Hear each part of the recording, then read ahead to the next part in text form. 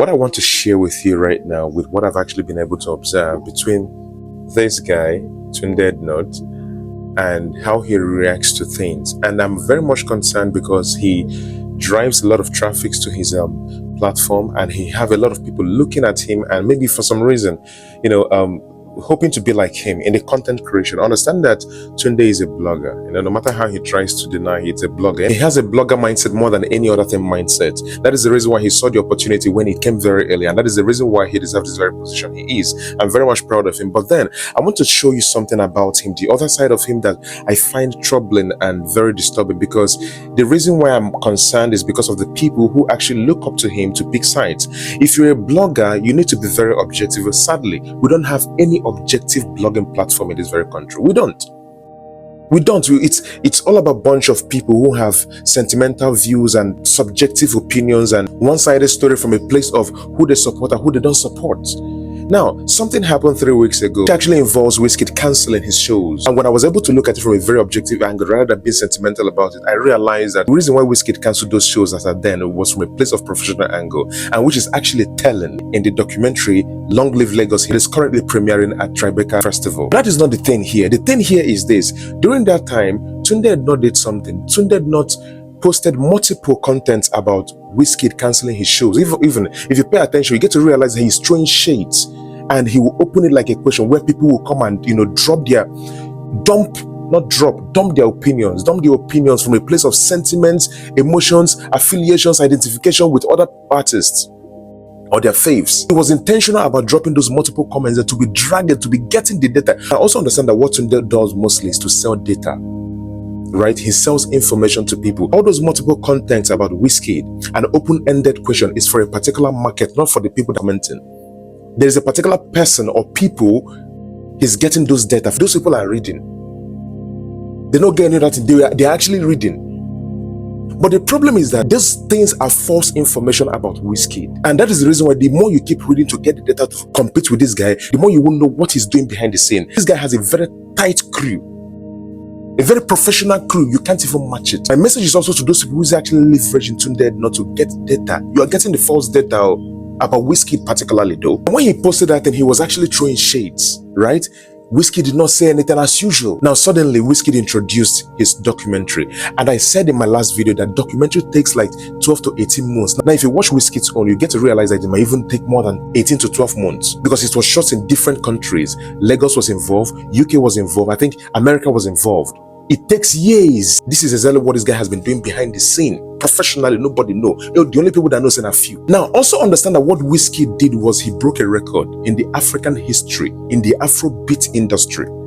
He broke a record by writing a documentary of himself, connecting it with Afrobeats, the modern Afrobeats, the one with the S, because most of you don't know this. I keep saying this. The older Afrobeat, the one without the S, has to do with more of activism, and that is exactly what Fela represents, which is the kind of modern, to some extent, Burna Boy is trying to incorporate in his kind of genre. Nobody has preserved this very history of Afrobeat with the S, the modern Afrobeat. And of course, the only person who knows that he introduced this, that he carry. I keep telling this. If you know your self-worth, if you know what you're doing, if you know your part, if you know your purpose, you will know how to document it, because you will live it. You are connected with that very thing. Every other person might say, I introduce it, now we introduce him, now we follow. See, shut the noise. You know, say you do. There is no truth, or there's no better version of truth than the one you tell yourself. You can decide to lie to other people, but if you go inward, you go know the truth too, you don't do anything. But that very person that knows that he stands for the truth and he stands for the essence of that very industry will definitely do something to preserve it. And that's exactly what Wizkid did. Tunde ednut did not see it as breaking of record. Wizkid did it, and he was celebrated outside this very country more. Many people did not celebrate it, but I wouldn't blame them if they don't celebrate it, because they don't understand it. You need to understand something before you start celebrating or judging it, right? So I don't blame anybody. Everybody's just relying on surface level kind of music, information, and the real winners are doing something to preserve it, because they understand that the data where they carry it is not even smelling Africa. I said it in my videos that these boys has conquered. They don't conquer continents, not countries, in the European regions, and they even enter Asia itself. Modern Afrobeat is no more about Africa. I don't know how long I will keep saying this. If something is no more about Africa, that means it is now required and demanded by data, raw data, beyond the shores of Africa. Now, beyond the noise and in the absence of people who are expected to celebrate this guy, not celebrating him with the documentary. I want to tell you that Lagos, the African culture, the African identity, the essence of Afrobeat is being celebrated beyond the shores of African countries.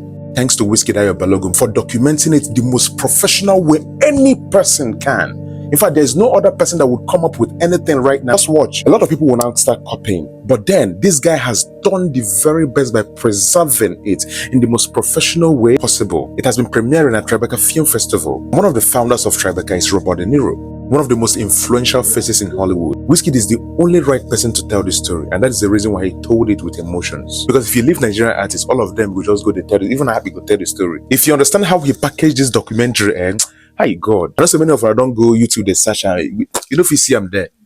It's either you go to New York City and watch with them till 15th of this June.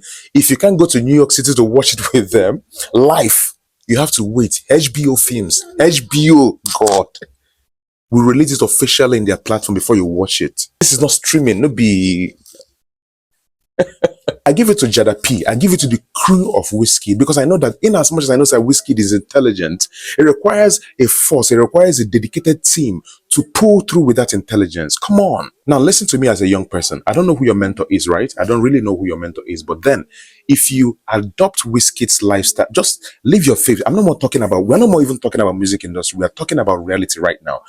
If you are actually finding its way to survive in a noisy world, in this very noisy environment, because as long as I'm concerned, in this content era, we're in a very noisy world, especially Nigeria. It can't be Lagos State. If you are in this country and you find it very difficult to survive because you are being distracted with a lot of things, you open phone, you're distracted, you see things, you're distracted, adopt the lifestyle of Wizkid. I don't care who your mentor is. Listen to me.